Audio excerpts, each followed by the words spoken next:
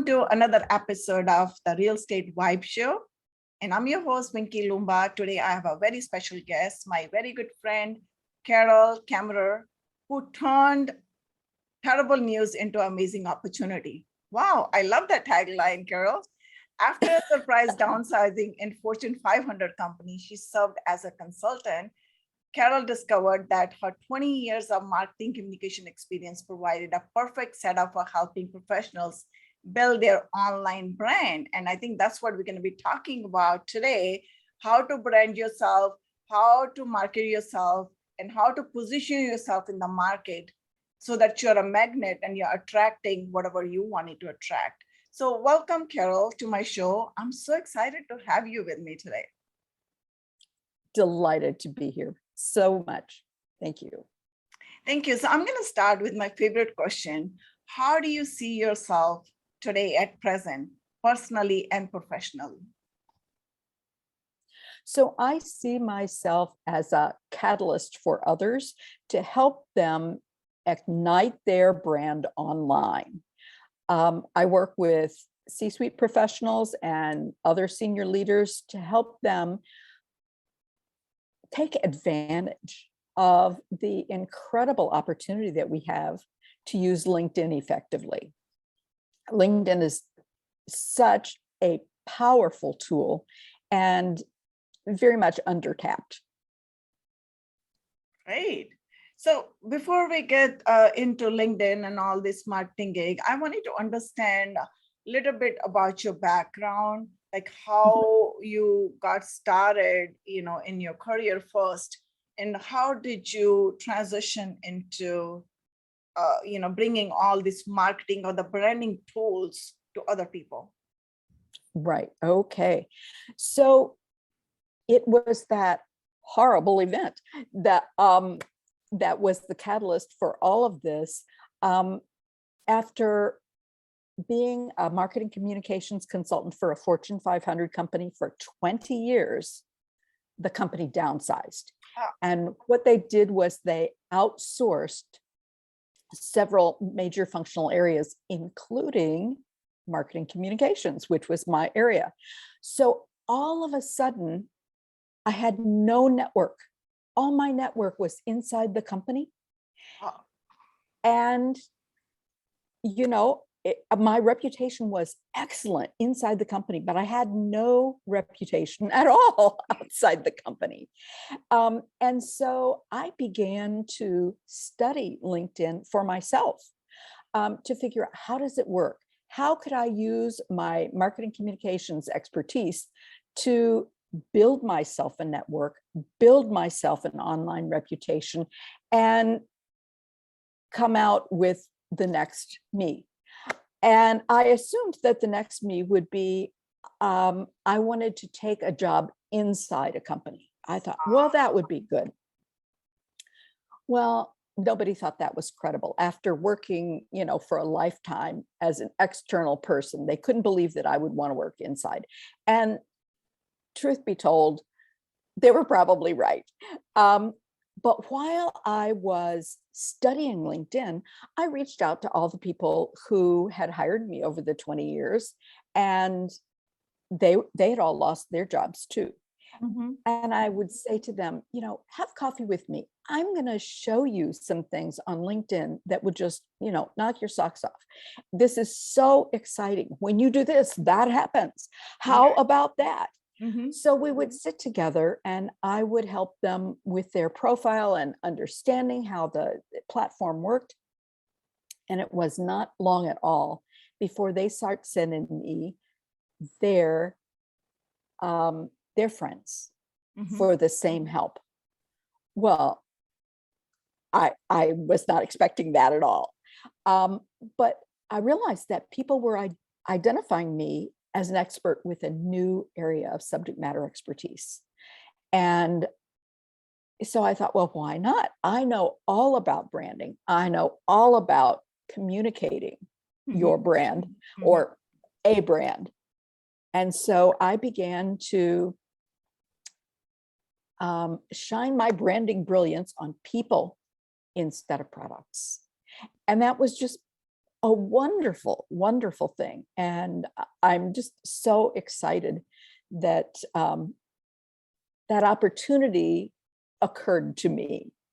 The disappointment of losing my contracting gig was huge, Mhm.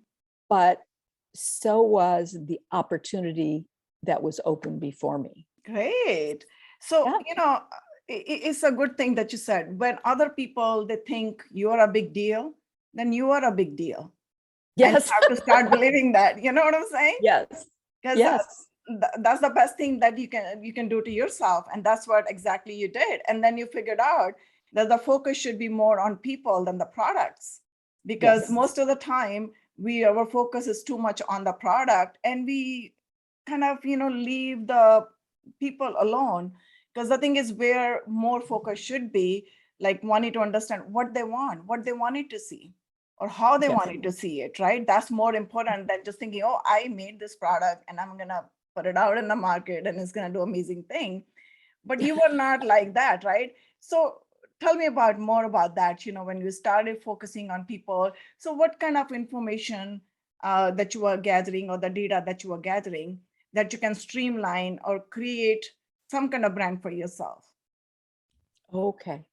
So when I work with someone, I have um, I have my signature 3 questions that I ask them.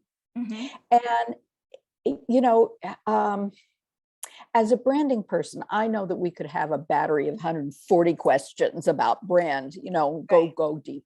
Mm-hmm. But to write a LinkedIn profile, these questions I found are super powerful, and I offer them to your audience here. Oh, The nice. first is, Mm-hmm. what are the 3 things you want to be known for? Now, it's important to hear that word 3, Mm-hmm. because so many people put in their LinkedIn profile, especially in their headline, they'll line up 6 things that they want to be known for. And, when someone asked me that question 30 years ago, I wanted to be known for 6 things, right? Oh, I was so powerful. I could do so many things. I wanted you to know. Here's the problem. 3 things is automatically sticky. It's Registered. memorable. Mm-hmm. It helps because we're hardwired to remember things in 3. And that's why preachers and teachers and writers and orators, all those people use the framework of 3, because 3 sticks. Well, there's a downside to more than 3. When you put out in your headline that you want to be known for 6 things, what happens is we cannot take it in, we can't remember it, and we conclude that you are unfocused. And no one wants to be associated with someone who is unfocused.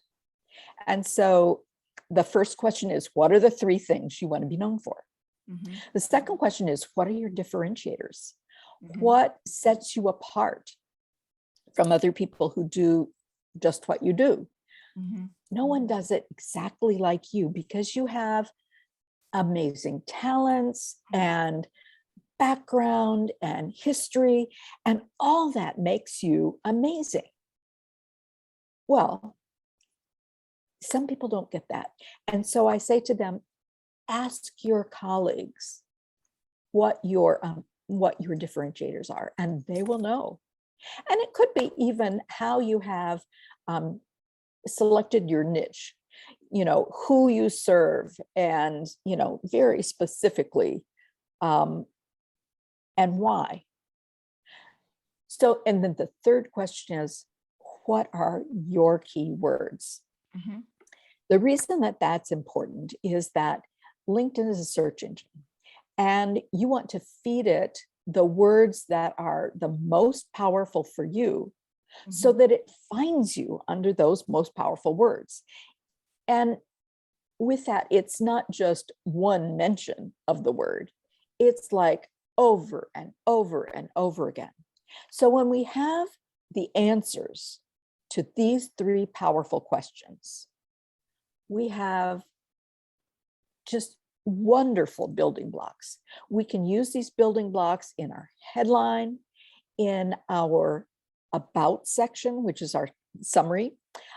That summary is actually 5 paragraphs long, 2,600 characters. And so, you could organize it with the 3 things you want to be known for and your differentiator, or some other method. But the notion is to, hit those points over and over again so that we hear them and then we remember them.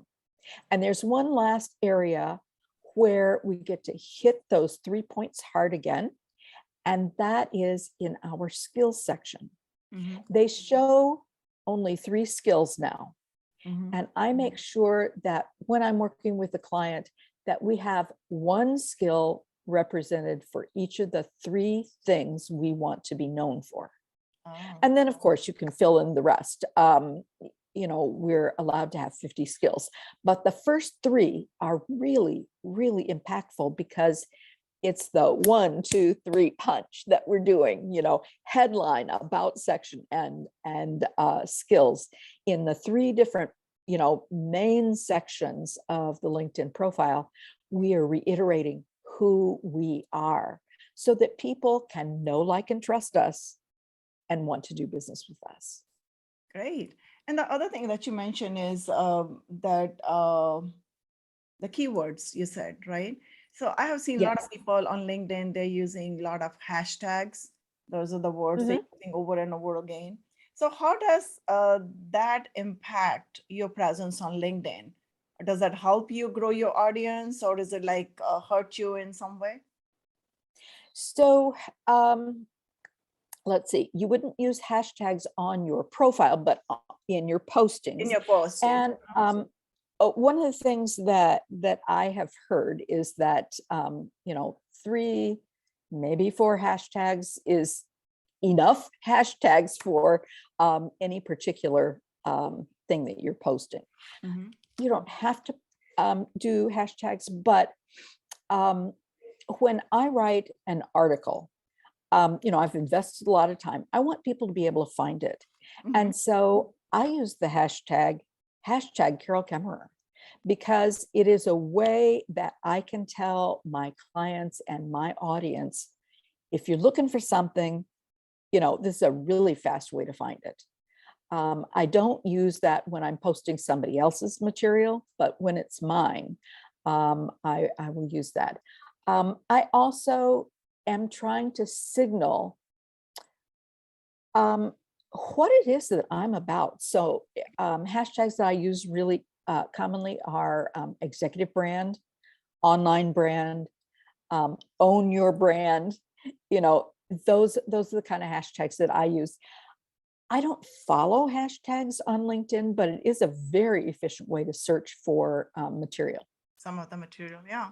You said it very well. And the other thing I just heard you saying is your own brand, which is very important, right? Your own brand. Yes. So how do you create your own brand? Since LinkedIn is like a huge portal. I love LinkedIn. And then I'm very active on LinkedIn too. So your presence on LinkedIn is very important because you're connecting with the like-minded people. So, right. And then I just feel like personal branding is very important, and how you portray yourself, or how you create an image for yourself that is more like a magnet image that you're attracting the right audience. Right. So how do you do that on LinkedIn, or what tools you would share to improve your branding or create your branding? Okay. So for me, the very first place to start is with a fabulous profile. And, that just is a given. You need to have a fabulous profile. And we indicate our brand in many ways on our profile. One of the things is in that banner image behind our picture. Another thing is our picture. So many people don't get it, and they take a selfie and it looks like it, it's like, no. So, you know, starting with your profile, that needs to be branded. But then um, I I like to post articles that have impact for my particular audience. My audience is C-suite executives and senior leaders. Mhm. So the things that I can help them with are personal brand, leadership, employee engagement. And so I follow articles that are in that vein so that I can find the best of the best. I am reading every day. And my tip is, once you figure out what your keywords are and what your key themes are that you're going to post about, set up Google Alerts.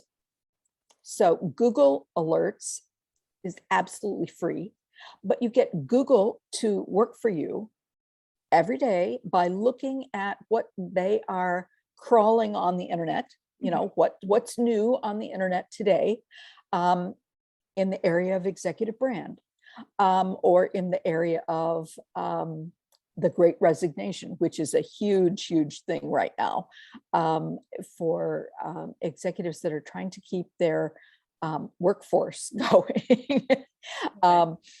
So I look at those articles and I try to figure out, is this article well written enough for me to associate my name, even though it's written by somebody else? I always tag the author, to give the author credit. I'm not saying, I take ownership, but I take ownership of what I put into my social media, because everything that I post reflects on me. And so, I look at an article and I say, well, this is, one nice nugget, but they didn't follow up with anything. No, I'm not going to share this. Or I look at an article and there are all kinds of spelling mistakes. And it's like, that is so not on brand for me, that I can't share that. So you select. I think Google Alerts really helps. I also have, I don't know, go-to places where I find things that are worthy of sharing. For my brand, Forbes works really well. Inc. works really well. Sometimes Fast Company works, sometimes doesn't.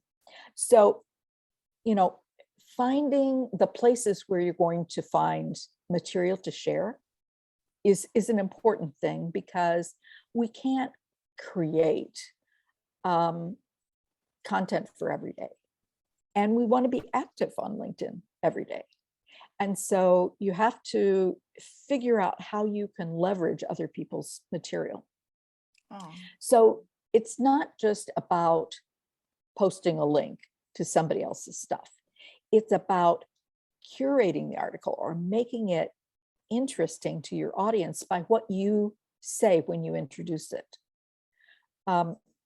So that's a way to build your brand. Another way to build your brand is to have some people that you always respond to. When I see material from a certain person, I'm going, oh my gosh, that's so great. I always add value to them and to their article by commenting in an intelligent way. Mm-hmm. I know that when I comment, I'm sharing my thoughts, but I'm also sharing my audience with them. And so that's a powerful thing when you have people maybe that you will never meet in person, but whose thought process and whose area of interest is consonant with yours. You'll find that you comment on their stuff and they start commenting on your stuff. And pretty soon we're having a sharing of audiences that, is very powerful. So that's part of the way that we build brands. We find people who are aligned, we find articles that are aligned, and we're very intentional, very strategic. Wow, that's very good. It's just like, because we are in the information technology age now, and then everything is kind of remote, everything happens on the internet. So it's just like, getting a room together on the internet, maybe in the LinkedIn Mhm. to an article. So it's just like people are commenting on it. So it's a back and forth conversation, like you're sitting in a room meeting somebody and, Yes. pick a topic and talk about it and kind of Mhm. brainstorm. But at the same time, when you're doing that, you're creating like some kind of relationship with people when they're Yes. commenting, you're replying to their comments and all that. At what point you create something like a CTA, call to action kind of thing, so that you can take that relationship further. So what is Yes. the step there to do that? I always enjoy having a conversation on Zoom Mhm. with someone. It's like we've been following each other for some time now, let's see if there's anything that we can create together Yeah. or anything that we can help each other with Mhm. that would be powerful for each of us. Mhm. Um, I think that is a wonderful way to do that. Personal. Um, Mhm. I dislike those people who connect with you one day and half a day later they are into, surely you want to buy this and that from me. Um, no, no, I don't necessarily accept your invitation because I want to buy from you. Uh-huh. I think you're an interesting person. That Mhm. doesn't mean that I'm in the market for what you're selling. Um, so I Mhm. think people need to be really aware that, um, just as you said, uh, we have to make a relationship before we begin the sales process. That's true. And for me, the phone call or the Zoom meeting and the intention that we would be mutually beneficial to each other is much more comfortable than I think you need what I have.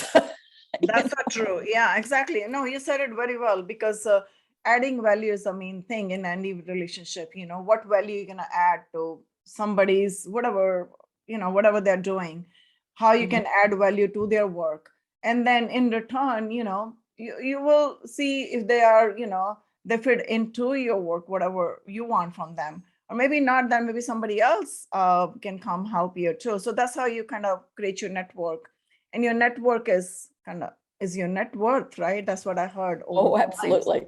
Exactly, right? Yes. So it's just like creating that nexus around you of like-minded people Mhm. that kind of is going to set you off to success or to achieve your goals, whatever you want. Right. So in that journey, and I wanted to go back to again my branding question, again, what marketing tools that anybody can use beside LinkedIn to brand themselves so they can reach out to a bigger or better audience at the same time they can scale?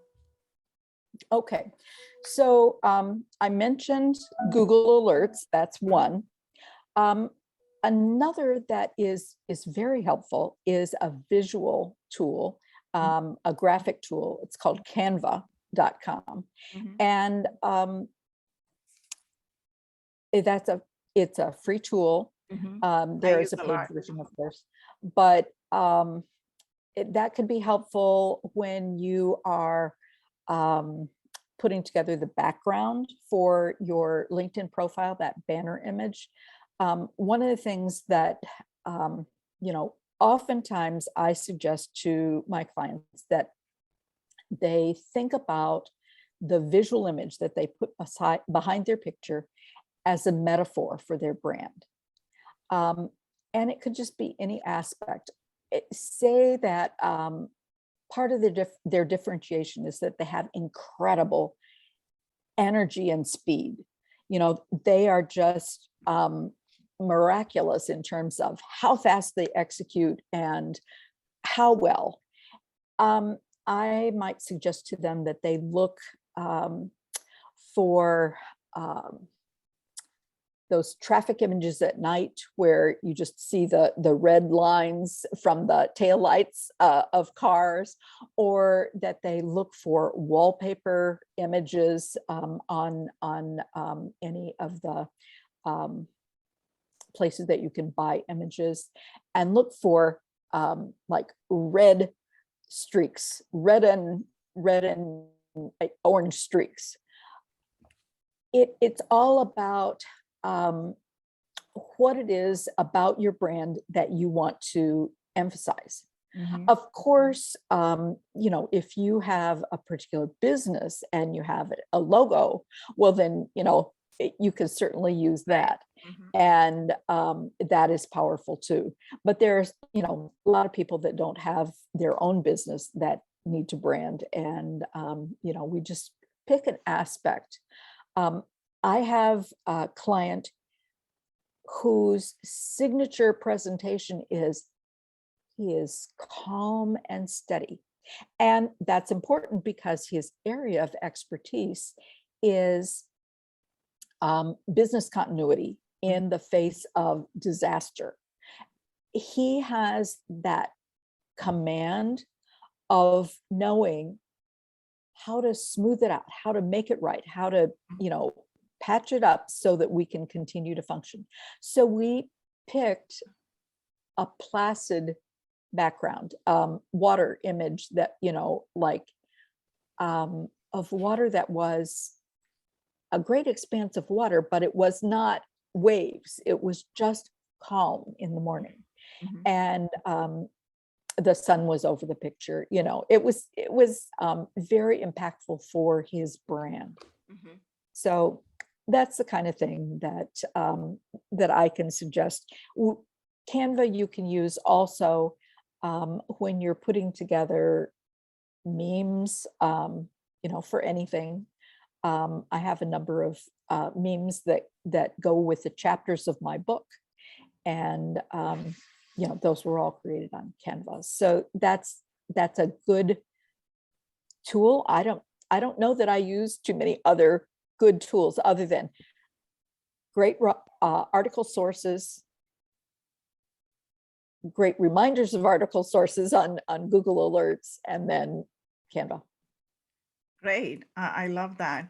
One thing I learned very early on, because I come from a corporate background as well before I became a real estate investor, I learned during that time, two things stick with people. Either it has to be like really, really cool, super awesome, very nice looking, whether it's a picture or a phrase or whatever, or something has to be really, really ugly. That's how our brain is, You remember the things that's like something very extraordinary or something that was really ugly. So Yes. that's what, when I work with my VAs, I tell them to, if you wanted to create something for me, create either something really good or create something really ugly, because that's how people are gonna remember you. But great, anyways. I'm gonna need to ask you, you've been doing so well. So where do you see yourself now, going forward 5 years from now or 10 years from now? What is your goal? Okay, I am a national speaker. I'm a member of the National Speakers Association, and I see myself being able to deliver my messages to larger audiences. I love that. One of the things is you can reach so many more people with a speech Speaking. and with a book, which is why I wrote my book in 2016 and why I revised it in 2021 for a second edition. Great.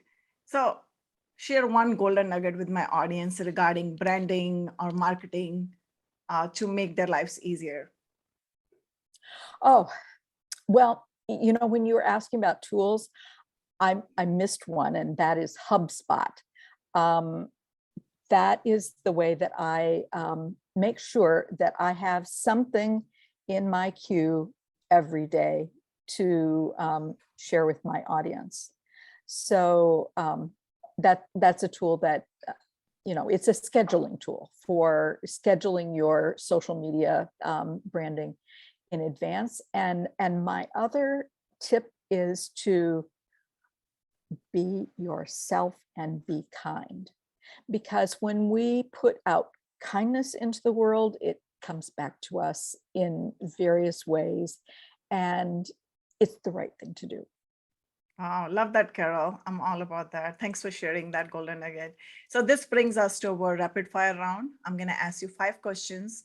You have to answer in 1 word or 1 sentence only. Are you ready? All right. Okay.